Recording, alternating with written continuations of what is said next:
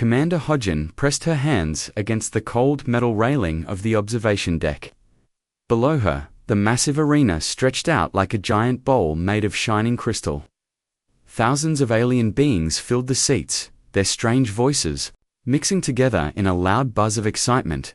The holographic screens floating above the arena showed numbers that made Hodgin feel sick.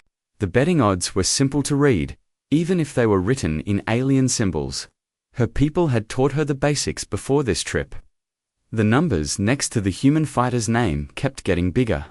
847 to 1. That meant for every credit someone bet on the human, they would win 847 credits if she somehow won. Nobody was betting on the human.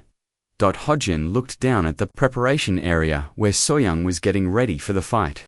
The young woman sat on a simple metal bench, checking her equipment for the third time. Her hands moved slowly and carefully over each piece of gear. A basic combat suit that looked like thick leather. A small round shield made of some kind of metal. A single blade that seemed too thin to hurt anyone. The alien creatures in the stands were making more noise now. They pointed at the screens showing Soyoung and made sounds that Hodgin knew were laughter. Some of them had too many arms, others had skin that looked like rocks. A few floated in the air instead of sitting in seats, but they all seemed to find the same thing funny. The humans were going to lose. "Commander," a voice said behind her. Hodgin turned to see Taeho walking up to her. The diplomatic officer looked nervous. His face was pale, and he kept pulling at his collar. "Maybe we should think about this again. We could ask for a different kind of test." Hodgin shook her head. The council made the rules clear. If we want full membership in their galactic union, we have to prove ourselves in combat. No exceptions. But look at what we're fighting. Taeho pointed to another screen showing Soyoung's opponent. Kreshtar, the Bone Crusher, has never lost a single fight. His people come from a world where everything is 3 times heavier than Earth. His skin is like armor, his claws can cut through steel. The creature on the screen was huge. It stood on 2 legs like a human, but that was where the similarities ended. Its body was covered in dark plates that looked like the shell of a giant insect. 2 massive arms ended in hands with claws as long as kitchen knives. Its head was shaped like a triangle, with 4 yellow eyes and a mouth full of sharp teeth. He's killed 17 fighters in the past year, Taeho continued. The betting computers say there's less than a 1% chance that any human could survive more than 30 seconds against him. Hodgin watched Soyoung stand up and start doing simple stretching exercises. The young woman looked so small and fragile compared to the monster she was about to face. "Soyoung volunteered for this," Hodgin said quietly. "She knew what she was getting into, did she?" Taeho asked. "Did any of us really know? When Earth first got the message from the Galactic Council, we thought they were offering us friendship, a chance to join a community of peaceful worlds working together." A new voice joined their conversation. This one was cold and came from something that wasn't human. "How touching. The mammals are having second thoughts." Hodgin and Taeho turned to see Elder Vex approaching them. The alien looked like a giant snake that had learned to stand up and wear clothes. His skin was green and covered in small scales that caught the light from the arena. His eyes were large and golden, with no pupils that Hodgin could see. "Elder Vex," Hodgin said, trying to keep her voice polite. "Thank you for coming to watch our representative." "Oh, I wouldn't miss this for anything," Elder Vex replied. His mouth barely moved when he spoke, but his voice was clear. "It's not often we get to see such a perfect example of why some species are meant to be workers, not leaders." Behind Elder Vex came to other council members. One looked like a walking tree with too many branches. The other was a floating ball of light that hurt to look at directly. They were all here to watch the humans fail. "Your species made an interesting choice," the tree-like alien said. "Most new worlds send their biggest, strongest fighter to these trials. But you chose to send a small female. Why?" Hodgin looked down at Soyoung again. The young woman was now putting on her armor, piece by piece. She moved with calm, careful motions. like someone getting dressed for a normal day at work instead of a fight to the death. Because she volunteered, Hodgin said. Elder Vex made a sound that might have been laughter. How very human. Choosing based on feelings instead of logic.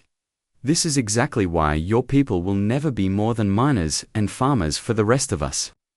The floating ball of light pulsed brighter.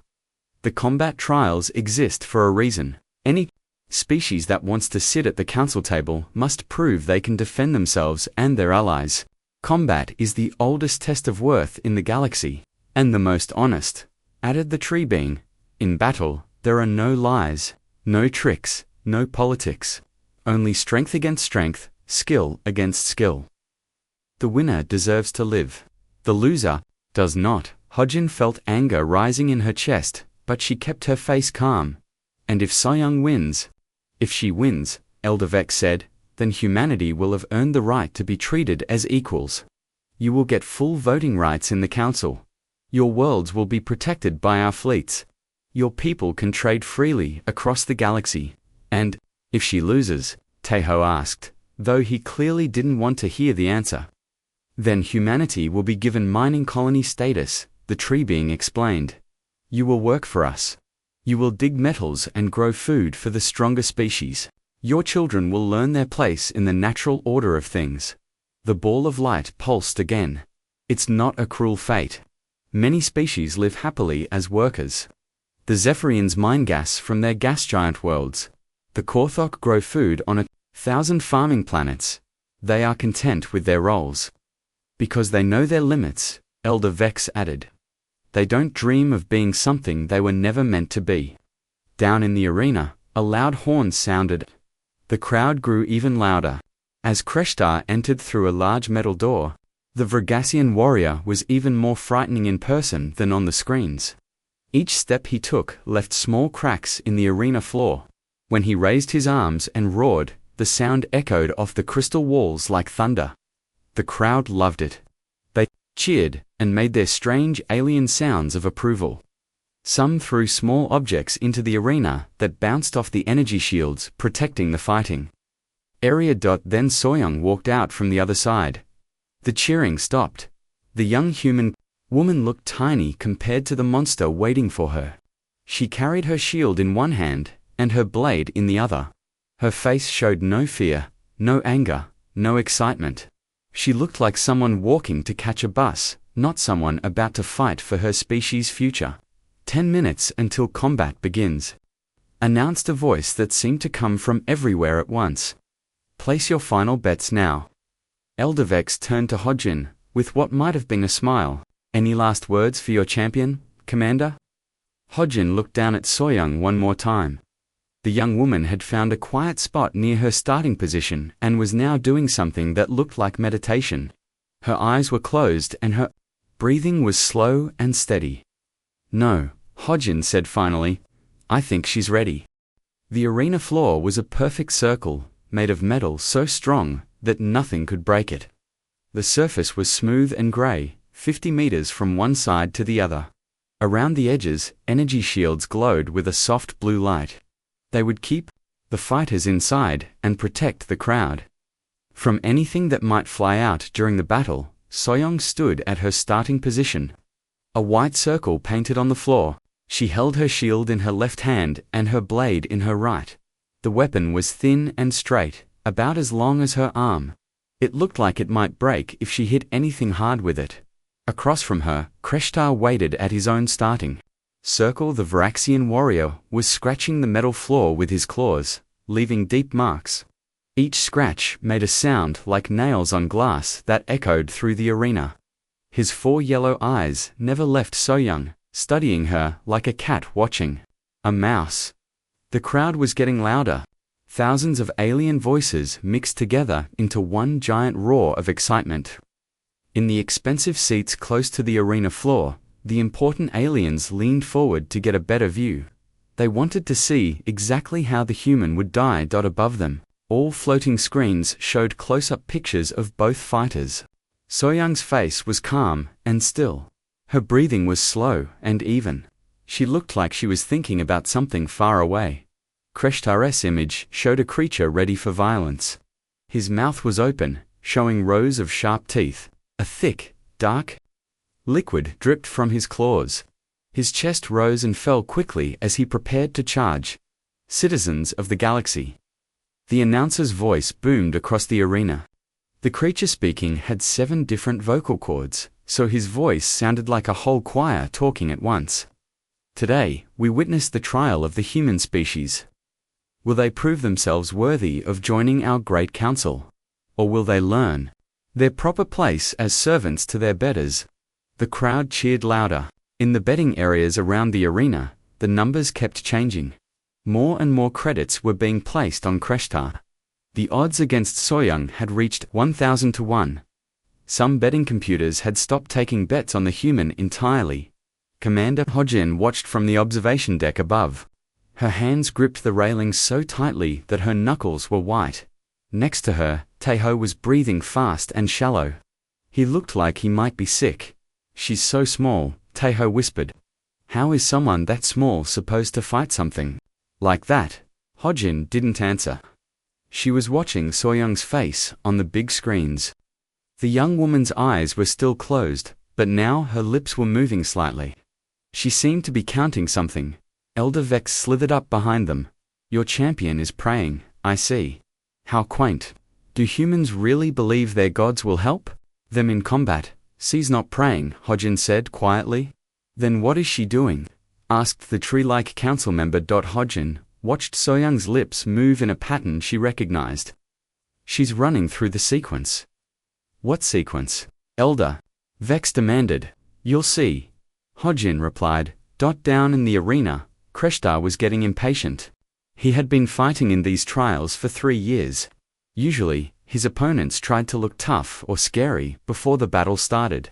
They would shout challenges, or beat their chests, or wave their weapons around. But this human just stood there, with her eyes closed. It was strange, and it made him angry. Did she think he was not worth paying attention to? Did she think this was going to be easy? Kreshtar decided to show her how wrong she was. He opened his mouth and let out a roar that shook the arena. The sound was so loud that some aliens in the crowd had to cover their ears. The energy shields around the fighting area flickered and sparked. Soyoung opened her eyes. She looked directly at Kreshtar for the first time since entering the arena. Her face was still calm, but now there was something else there. Something that made the Varaxian warrior take a small step backward without meaning to. "Fighters ready," called. The announcer shook off the strange feeling and got into his attack position. He lowered his body and spread his arms wide. His claws extended to their full length. He had used this same stance to kill dozens of opponents. Soyoung shifted her weight slightly. She turned her body so that her left side was facing making herself a smaller target. Her shield came up to protect her chest. Her blade moved into a position that looked almost like she was going to write something in the air. "Combat begins in 10 seconds. The announcer called out. The crowd started counting down. 10. Kreshtar's muscles tensed. His plan was simple, and it had never failed. Rush forward as fast as possible, use his weight and strength to knock down his opponent. Then finish them with his claws before they could get back up. 9. Soyoung took a slow, deep breath. Her grip on her weapons was relaxed, like she was holding feathers instead of metal. EIGHT. In the observation deck, Elder Vex was practically dancing with excitement. "Look at her, she's not even in a proper fighting stance. This will be over in seconds." 7. Kreshtar leaned forward, ready to charge. His claws scraped against the floor one more time. 6. Soyoung's eyes moved slightly. She was looking at something on Kreshtar's body, studying it carefully. 5. Commander Hojin held her breath. She had seen Soyoung practice hundreds of times back on Earth, but practice was different from a real fight. This was life or death, not just for Soyoung, but for all of humanity. 4. The noise from the crowd was getting so loud that it was hard to hear the announcer. Everyone wanted to see the moment when the human realized she was going to lose. 3. Kreshtar's powerful leg muscles coiled like springs. In 2 more seconds, he would be moving fast enough to break through a concrete wall. Two. Blade moved just a tiny bit. The motion was so small that most people in the crowd missed it entirely. But Hodgin saw it, and she knew what it meant. 1. The horn sounded. Kreshtar exploded forward like he had been shot from a cannon. His 4-meter frame moved faster than something that big should be able to move. The sound of his feet hitting the arena floor was like thunder. His claws were aimed straight at Soyoung's chest. The crowd leaned forward as one not wanting to miss the moment of impact. But Soyoung was not where they expected her to be. Instead of running backward or to the side like every other fighter Kreshtar had faced, she stepped forward. Not a big step, just one small movement that put her directly in the path of the charging monster. Time seemed to slow down. Kreshtar tried to adjust his attack, but he was moving too fast to change direction. His claws were still reaching for where Soyoung had been standing a moment before. Soyoung's thin blade moved in a line, so straight and clean that it looked like someone had drawn it with a ruler. The motion was too fast for the crowd to see clearly. Even the high-speed cameras that were recording the fight would need to be slowed down later to show what really happened. The blade touched something on Kreshtar's neck. There was no sound of metal hitting metal, no sparks, no dramatic clash of weapons, just a whisper of steel moving through space. Kreshtar continued forward for 3 more steps. His momentum carried him past Soyoung and toward the far wall of the arena. He looked confused, like he was trying to remember something important. Then he stopped. For a moment that felt like hours, nothing happened. Kreshtar stood perfectly still. Soyoung lowered her blade and took 2 steps back. The crowd was silent, trying to understand what they had just seen. Then Kreshtar's massive body fell backward and hit the arena floor with a sound, like a building collapsing. He did not get up. The arena was completely silent. No cheering. Talking, no alien sounds at all. Even the betting computers seemed to have stopped working. Soyoung stood where she had moved to, exactly 1 step forward from her starting position. There was no blood on her blade, no scratches on her armor, no signs that she had just been in a fight at all. She looked up at the crowd for the first time since the battle began, and she waited for someone to tell her what to do next. The silence in the arena stretched on and on. 50,000 alien beings sat frozen in their seats, staring at the impossible scene below them. The greatest Vraxian warrior in the galaxy lay motionless on the metal floor. The small human female stood calmly nearby, her weapon already put away. Elder Vex was the first to find his voice, but it came out as a whisper. That cannot be possible. Commander Hodgin felt her heart pounding in her chest, but she kept her face calm. She had hoped Soyoung might find a way to survive the fight. She had never imagined anything like this. Down in the arena, Soyoung walked slowly toward Kreshtar's body. She knelt down next to the massive creature and placed 2 fingers on his neck, checking for a pulse. After a moment, she stood up and looked toward the announcer's booth. "The Vraxian fighter is dead," she called out in a clear voice that carried across the silent arena. "The trial is complete." That broke the spell. Suddenly, everyone was talking at once. Alien voices filled the air in dozens of different languages. Some sounded angry, some sounded frightened, some sounded confused. The announcer's voice boomed across the arena, but even his 7 vocal cords seemed shaky. We need medical staff to the arena floor immediately." A team of alien doctors rushed through the energy shields. They carried strange machines that beeped and flashed with colored lights. The lead doctor, who looked like a giant insect with too many arms, ran his scanners over Kreshtar's body. "Cause of death appears to be..." The doctor paused, checking his machines again. "Complete severance of the primary neural pathway between brain and body. The cut is... double quotes. He checked his scanners a 3rd time. Less than 2 millimeters wide. Surgical precision." Elder Vex slithered down from the observation deck as fast as his serpentine body could move. Impossible, she must have cheated. Scan her for hidden weapons, check for cybernetic implants. No baseline creature could make such a cut. The insect doctor turned his attention to Soyoung, who stood patiently while scanners were waved over her body. The machines beeped and clicked as they examined every part of her. Completely normal human physiology, the doctor announced. No cybernetic enhancements detected. No genetic modifications. No performance-enhancing chemicals in her system. She is exactly what she appears to be. Run the scan again. Elder Vex demanded. There must be some mistake. The doctor ran the scan 2 more times. Each time, the results were the same. Soyoung was a normal human being with no special equipment or modifications. In the crowd, aliens were starting to panic. The betting computers had crashed completely, unable to process what had happened. Several alien gamblers were demanding their money back, insisting that the fight must have been fixed somehow, but the high-speed cameras had recorded everything. On the big screens around the arena, the replay began to show. Slowed down to 1/10 normal speed, the audience could finally see what had really happened. Kreshtar charged forward like a living battering ram. His claws were aimed at center body mass, a killing blow that should have ended the fight instantly. Soyoung stepped forward at the exact moment when Kreshtar's momentum made it impossible for him to change direction. Her blade moved in one smooth motion, finding a gap in the Vraxian's natural armor that was barely visible to the naked eye. The gap was located at the base of Kreshtar's skull, where his armored plates had to separate slightly to allow his head to move. It was less than 3 millimeters wide and protected by overlapping edges that made it nearly impossible to target. Nearly impossible for anyone. Except, Young. Her blade had found that tiny gap while both fighters were moving at combat speed.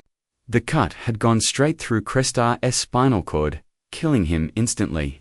The precision required was beyond what most aliens thought any creature could achieve. How did she know where to cut? Whispered the tree-like council member Taeho, who had been quiet since the fight ended, finally spoke up. She studied the anatomy files. All of them. What anatomy files? Elder Vex demanded. When Earth received the invitation to join the Galactic Council, we were given access to your public databases, Taeho explained. Detailed information about every species in the galaxy. Their strengths, their weaknesses, their physical structure. That information is meant for diplomatic purposes. The floating ball of light pulsed angrily. Medical knowledge. Cultural understanding. Yes, Taeho agreed. And Soyoung read all of it. Every species, every file. She memorized the weak points of every creature she might possibly face in combat. Hojin watched the replay again. Even knowing what to look for, the movement was so fast and precise that it looked like magic. She spent 18 months preparing for this trial. 18 hours a day, studying and training. But the Varaxian anatomy files don't show that weakness. Elder Vex protested. That gap is too small to be mentioned in medical records. You're right, Hojin said. She had to figure that out herself. She studied thousands of hours of combat footage, looking for patterns. She found 17 different species with similar weak points. Down in the arena, Soyoung was answering questions from the medical team. Her voice was calm and professional, like she was giving a report at work instead of explaining how she had just killed the most feared warrior in the galaxy. The target area was identified through careful analysis of the opponent's movement patterns during previous fights, she was saying. When Vraxians charge at full speed, they must extend their neck slightly to maintain balance. This creates a temporary gap in their natural armor. Temporary? The insect doctor asked. How temporary? Approximately 0.3 seconds, Soyoung replied. The window for a successful strike is quite small. The doctor's many eyes widened. You calculated a strike timing based on a 0.3 of a second window, while moving at combat speed, while your opponent was trying to kill you. Yes. That level of precision should be impossible for any organic brain to achieve. Soyoung looked confused. Why? It's just math. In the VIP section, military leaders from across the galaxy were having urgent conversations. Overlord Thrax of the Corvani Empire was speaking rapidly into a communication device. calling back invasion fleets that had been heading toward human space. Cancelled the attack on the human colonies immediately, he was saying. These creatures are not what they appear to be. General Mordok of the Hegemony War Fleet was having a similar conversation. I don't care what our intelligence reports said. If their average soldiers can do this, we need to reconsider our entire strategy. Admiral Yanesu stood up in the human delegation box. His voice carried clearly across the arena.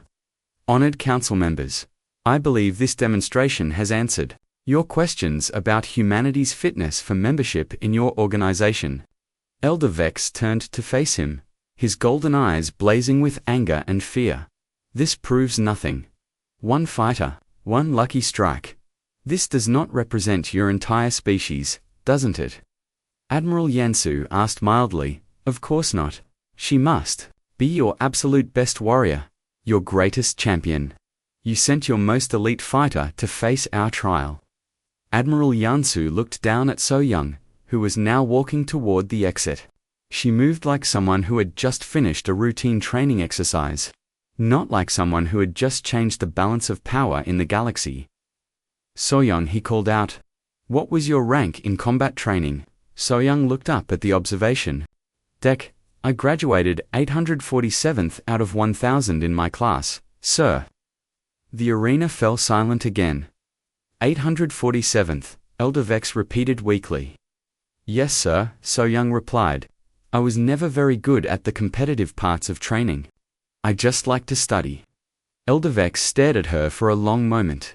If you ranked 847th, what could your first-ranked graduate do? So Young thought about it seriously. Minho always scored much better than me in speed trials. He probably could have made that same cut in half the time. She walked out of the arena, leaving 50,000 aliens to contemplate what they had just learned about humanity. The arena had emptied quickly after So Young's victory. Thousands of aliens rushed to contact their home worlds with the news. The betting halls were in chaos as gamblers demanded answers. The medical staff was still trying to understand how a human could make such a precise cut with a simple blade. But the real action was happening in the council chambers, high above the arena. Commander Hodgin sat at a long metal table across from the most powerful beings in the galaxy. Elder Vex was there, looking sick and worried. The tree-like council member had turned a darker shade of brown. The floating ball of light kept dimming and brightening like a broken lamp. We need to discuss what happened today, Elder Vex said. His voice was much quieter than it had been before the fight. What's to discuss? Admiral Yansu asked. Your trial was completed. Our representative won. According to your own rules, humanity gets full membership in the Galactic Council. The rules assume a fair fight, the tree being said. What we witnessed was not normal combat. Are you saying So Young cheated? Hodgin asked. Not cheated, exactly, the floating light replied, but surely she must be special among your people, your finest warrior, your most skilled fighter. Admiral Yonsu pulled out a small tablet and placed it on the table. Would you like to see So Young's training records? The alien council members leaned forward eagerly. They expected to see test scores that proved So Young was extraordinary among humans. What they saw instead made them very quiet. Physical strength, average. Admiral Yansu read from the tablet. Speed, below average. Reflexes, average. Weapon skills, average. He scrolled down the screen. Overall combat rating, 847th out of 1000 graduates. That's impossible, Elder Vex whispered. Her only high scores were in tactical analysis and anatomical studies. The Admiral continued. She got perfect marks for memorizing the weak points of 847 different alien species. The council members looked at each other with growing alarm. 8 species, the Tribune asked. Every species in the Galactic Council database, Hodgin confirmed, plus several that aren't members yet. So Young likes to be thorough. On the other side of the galaxy, emergency meetings were taking place on dozens of different worlds. On the war planet Corvin Prime, Overlord Thrax was speaking to his top generals. The massive reptilian warrior had conquered 17 star systems, but now he looked worried. Call back all invasion fleets heading toward human space, he ordered immediately. Sir, General Brutok asked. Our intelligence says the humans are weak. Soft creatures with no natural weapons or armor. Our intelligence was wrong, Thrax replied. He activated a holographic display showing the arena fight. This human female killed Kreshtar in 10 seconds, and she ranked 847th in her training class. The generals watched the replay in stunned silence. If their 847th ranked fighter can do this, Thrax continued, what can their first ranked fighter do? What can their top 100 do? What if they have thousands like this? General Brutok's scales turned pale. Sir, we have 200,000 troops heading for the human colony worlds. Should we recall them? Recall them now. Send a diplomatic message to Earth immediately. We want to discuss trade agreements. On the ocean world of Aquinas, similar conversations were happening. Admiral Reefsinger had been planning to demand tribute from the human settlements in his sector. Now he was reconsidering. Send gifts instead, he told his staff. Valuable gifts. And an apology for any misunderstandings. The news was spreading faster than light could travel, carried by quantum communication networks across the galaxy. The headline was the same on every world. Human defeats Fraxian champion in 10 seconds. But it was the details that made alien leaders nervous. The precision of the cut. The perfect timing. The calm way the human had walked away afterward, and, most frightening of all, she was average. Back in the council chambers, Elder Vex was trying to understand what this meant for the galaxy. If Soyoung represents your average fighter, he said slowly, then what do your best fighters look like? Hojin and Admiral Yonsu exchanged glances. Would you like to see the graduation ceremony footage from Soyoung's training class? The Admiral asked. Without waiting for an answer, he activated a holographic projector. The air above the table filled with images from Earth. 1,000 young humans stood in neat rows on a parade ground. They all looked similar to Soyoung, not particularly large or strong compared to most alien species. They wore simple uniforms and carried basic weapons. These are Soyoung's classmates, Admiral Yansu explained. 1,000 graduates from a single training facility. The hologram showed the graduation exercises. Target practice where humans hit small objects from impossible distances. Combat drills where they moved faster than the alien council members thought possible. Strategy tests where they solved complex military problems in seconds. This is just one class, Hojin added. From one training facility, we have 847 such facilities currently operating. Elder Vex did the math in his head. His golden eyes went very wide. 847,000 fighters like Soyoung, he asked weakly. Better than Soyoung, Admiral Yansu corrected. Most of them, anyway. She was below average in most physical categories. The floating ball of light pulsed frantically. But surely these are your elite forces. Your special military units. No, Hojin said. These are basic infantry. Standard soldiers. We also have specialized units for different types of combat. What kind of specialized units? The tree being asked, though he clearly didn't want to know the answer. Admiral Yansu scrolled through his tablet. Space combat specialists. Underground warfare experts. Stealth units. Heavy assault teams.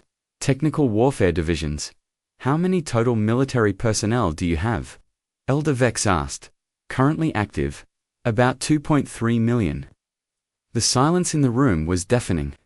2.3 million fighters trained to the level we just witnessed, the floating light asked. Trained to a higher level. Actually, Hojin said, Soyoung finished her combat training 2 years ago. Our methods have improved since then. Elder Vex slumped in his chair. Around the galaxy, the most powerful military leaders were having the same realization. Humanity wasn't just another species asking to join the galactic community.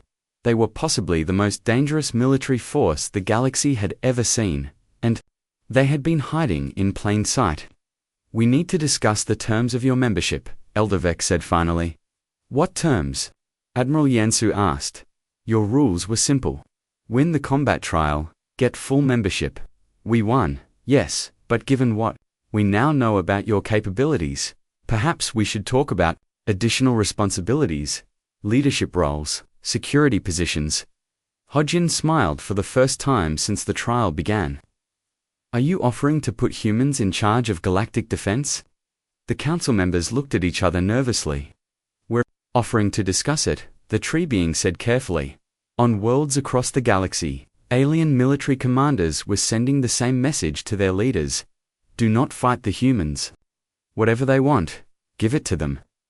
The galaxy had just learned that Earth's primitive species had been preparing for war since the day they first looked up at the stars. And they had gotten very, very good at it. The only question now was what humanity planned to do with all that skill. 3 months after the arena fight, the galaxy looked very different. So-Young sat in her small office on Earth, reading reports from across human space. She was back to her regular job as a junior officer in the Terran Defense Corps. Her victory over Kreshtar was noted in her personnel file, but it was just one line among many others. Combat trial completed successfully. The file read, "No special commendation recommended." To her commanders, what she had done was routine work, nothing more. But the rest of the galaxy couldn't stop talking about it. Her office door chimed, and Lieutenant Nomjun stepped inside. He was carrying a stack of data tablets and looked tired. More diplomatic requests, So-Young asked. 47 new ones today, Nomjun replied, setting the tablets on her desk. The Corvani Empire wants to send a delegation to study our combat philosophy. The hegemony is offering to buy weapons from us.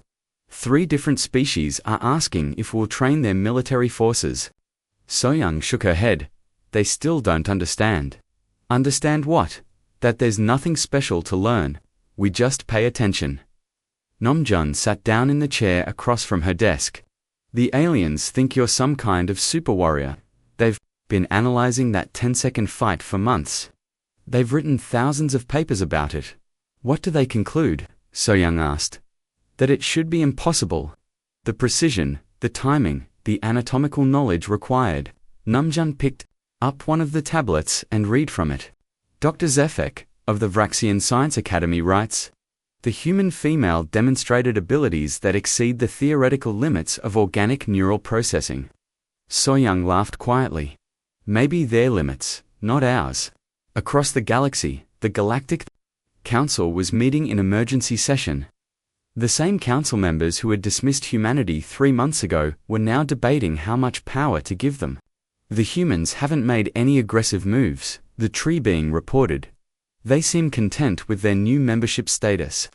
That's what worries me, Elder Vex replied.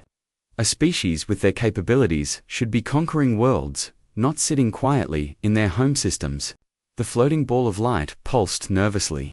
Perhaps they're planning something, building up their forces for a major attack. Our spy networks report no unusual military activity in human space, another council member said. Their fleets remain in defensive positions. Their armies are conducting normal training exercises. Normal for them, Elder Vex corrected. We've seen what their normal training produces. On the military world of Corvin Prime, Overlord Thrax was reviewing intelligence reports with his generals. The massive reptilian warrior had conquered 17 star systems in his career. But now he was learning about an enemy he had never imagined. What do we know about human military doctrine? He asked General Brutok. Very little, sir. They don't share their tactical information. But we've observed their patrol fleets and training exercises. Brutok activated a holographic display showing human ships. Their technology is good, but not exceptional. Their ships are well designed, but not revolutionary. Then why am I afraid of them? Thrax asked. Because of what we learned in the arena. Sir, if their worst fighters can kill our best warriors, what happens when they decide to use their good fighters? Thrax studied the images of human ships. They looked ordinary enough, medium-sized vessels with standard weapons and shields. Nothing that suggested incredible power. But appearance meant nothing anymore. The humans had taught the galaxy that lesson. Send another diplomatic gift to Earth, Thrax ordered. Something valuable. I want them to know we respect them. Back on Earth, So-young's former training instructor was reviewing the latest class of graduates. General Myung-ho walked through the training facility, watching young humans practice the same techniques that had shocked the galaxy. "Sir," Lieutenant Haewon approached him with a tablet. "We're getting requests from alien governments. They want to send observers to our training programs." "Denied," Myung-ho said without hesitation. "All of them, sir. All of them. What we do here is not for alien eyes." Haewon looked confused. "But sir, wouldn't it help with diplomatic relations? Show them that we're not a threat?" Myung-ho stopped walking and turned to face her. Around them, hundreds of human trainees were practicing combat techniques. They moved with the same calm precision that So-young had shown in the arena. To human eyes, it was normal. To alien observers, it would be terrifying. "Lieutenant, do you know what the aliens call us now?" Myung-jo asked. "No sir, the Walking Dead." Haewon raised her eyebrows. "Sir, they've figured out that every human civilian has basic combat training. Every farmer, every merchant, every teacher, every office worker. We all learn the fundamentals." Myung-jo gestured at the trainees around them. From their perspective, they're not looking at soldiers. They're looking at an entire species of killers who happen to farm and build things between wars. "But we're not killers, sir. We're peaceful, are we?" Myung-ho asked. "When was the last time humanity fought a war?" Haewon thought about it. "The resource wars ended 40 years ago, sir." "And why did they end?" "Because we won, sir. Because we won so completely that no one wanted to fight us anymore," Myung-ho corrected. "We didn't just defeat our enemies. We made them understand that fighting humans was suicide." He led her to a window that looked out over the training ground. Thousands of humans were practicing combat techniques, studying alien anatomy, running tactical simulations. "The aliens think So-young was special," Myung-ho continued. "They don't understand that she was actually below average in most categories.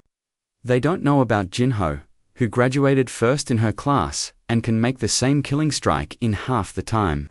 Or Dongmin, who can identify weak points in alien anatomy just by watching them walk," Haewon added. "Or the advanced classes, where we teach techniques that So-young never learned," Myung-so said. "The aliens saw one small demonstration of human capability. They think they understand what we are, but they don't. Not even close." Myung-ho pulled up a file on his tablet. "This morning I received a report from our intelligence division.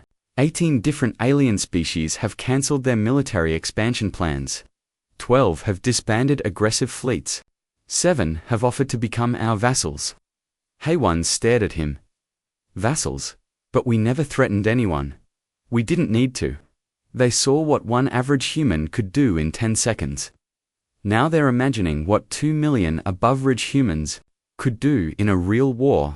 Across the galaxy, that same imagination was keeping alien leaders awake at night. On Aquanus, Admiral Reefsinger had cancelled all aggressive operations in his sector. His fleet now spent their time sending polite messages to human colonies and offering assistance with any problems they might have. On the trading world of Nexus Station, merchants were competing to offer humans the best prices for their goods. No one wanted to be the species that annoyed humanity over money. In the deepest parts of space, pirate fleets that had terrorized shipping lanes for decades were suddenly finding new careers. Legitimate careers. Safe careers that didn't involve the possibility of encountering human ships. The galaxy had learned a simple lesson. Don't fight the humans, but humanity itself remained unchanged. They continued to farm their worlds, build their cities, and raise their children. They traded peacefully with their neighbors and helped when disasters struck other worlds. The only difference was in the training facilities. More humans were signing up for advanced combat courses, not because they wanted to fight, but because the galaxy had reminded them that dangerous things lived among the stars. So-young finished reading her reports and closed her office for the day. Tomorrow, she would continue her regular duties as a junior officer. She would file paperwork, attend boring meetings, and help plan training exercises for new recruits. It was a quiet, peaceful life. The aliens had no idea how many humans just like her were living the same quiet, peaceful lives, and they were probably better off not knowing